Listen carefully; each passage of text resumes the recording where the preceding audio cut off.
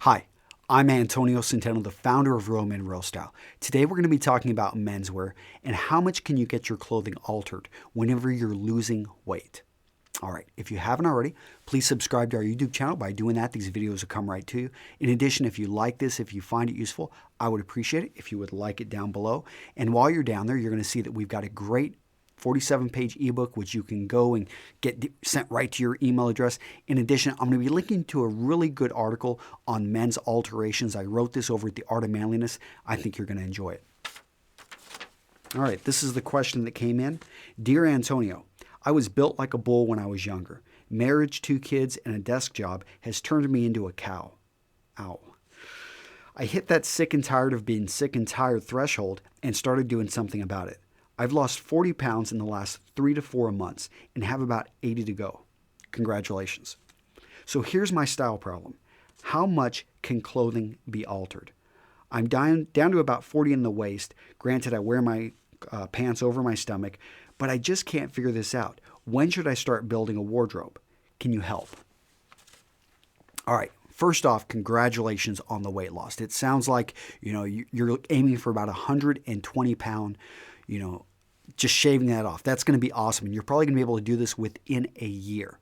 Now, normally the rules in men's alterations in clothing is that like every 10 to 20 pounds, you're going to be changing a size. And that fluctuates because obviously height, smaller you are, the less weight it's going to take for you to actually change in a size.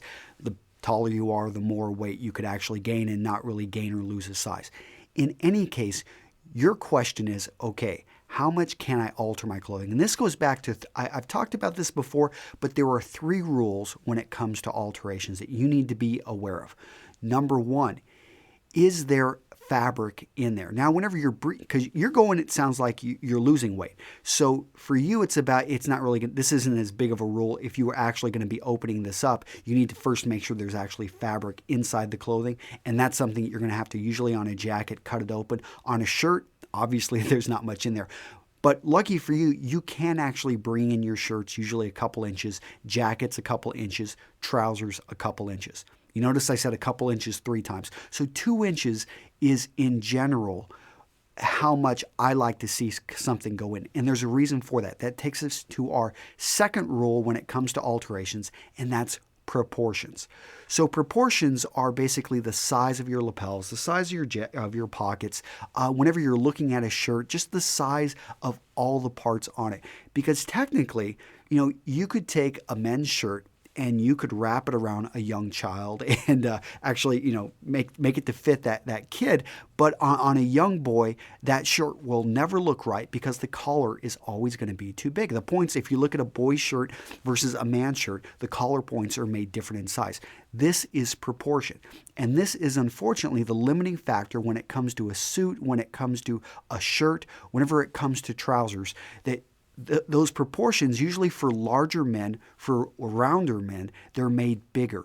And so you can only bring it in so much before the proportions go off. In addition, there's going to be placement of items.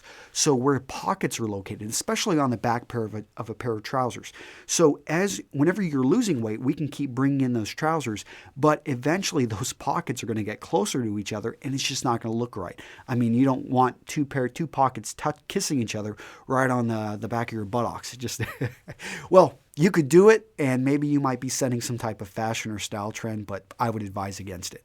The last thing is going to come down to the skill of your tailor or seamstress, because there are things that they can do which it's almost magic. They can almost rebuild the clothing. And again, as you're going down, you can actually get that clothing adjusted. So look for, I talk about this in another video, but how to find a good tailor or seamstress. You want to find a good one because they can do things which a lot of other people will just look at it and give up on it, think they can't do it. A good tailor or seamstress can work magic. Okay, so let's talk about the individual items.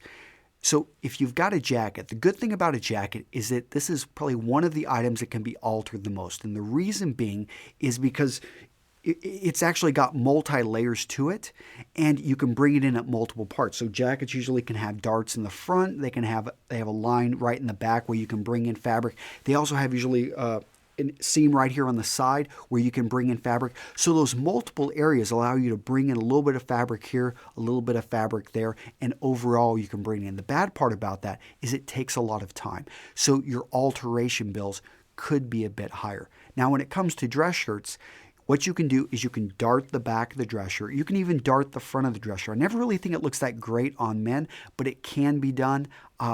But I usually like to see the back darted. You can also bring it in on the sides. You can actually, on the sleeves, you can bring those in as well. So it's pretty easy to thin it up. But again, the point you're going to run into is if that shirt has a pocket on it, you don't want that pocket to migrate really in any direction, and the size of the pocket also is going to deal with proportions.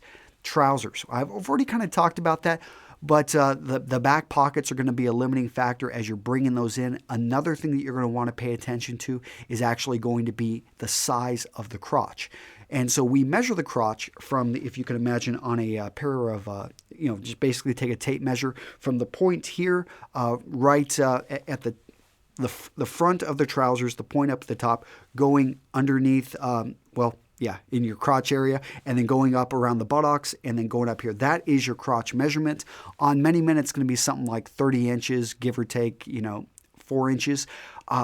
With larger clothing, that crotch is going to be more like the 34. I don't know your full weight and size, but it could be as high as like 38 inches. Now, the problem with that is that crotch doesn't get any smaller, and so you could be bringing in those trousers, and you're going to end up having a really long hanging crotch, which is going to make your legs look shorter. And so you'll want to, after a couple, you've lost more than a couple inches in the waist, to upgrade. Now, this can get expensive. We've talked about, alterations, and in fact, I just talked about with a young lawyer how he can save money bartering with a tailor or a seamstress. Another option may be for you to actually, talk to somebody in your family, or even yourself, learning how to make these sewing alterations. Because to get back to the original question, you're on a journey right now, and it sounds like you're 1/3 the way you want to be. So there's that country song, if you're going through hell, keep on going. Well, it sounds like, this weight loss is definitely a life-changing experience, and you need to shoot right through this. What you don't want to do is get 40 or 50 pounds from where you want to be and then get stuck. Because if that happens, then you're going to have to start thinking, depending on what kind of a job you work in, you're going to have to start thinking, well, maybe I need to buy a bit of limited clothing for me in that weight area. And if it comes down to that, I keep referring to other videos, but you need to start thinking about the interchangeable wardrobe, going with something simple, not going with any outlandish colors, going for very simple classic clothing that all works with each other.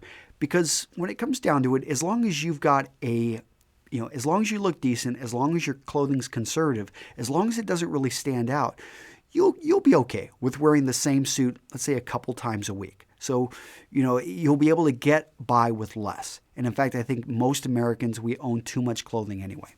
So there was a lot in that video. Hopefully you found some of that useful, and I wish you the best of luck. Congratulations on the weight loss, and get in touch with me if you've got any other questions. Take care. This has been Antonio Centeno with Real Men, Real Style. I'll see you in the next video. Bye-bye.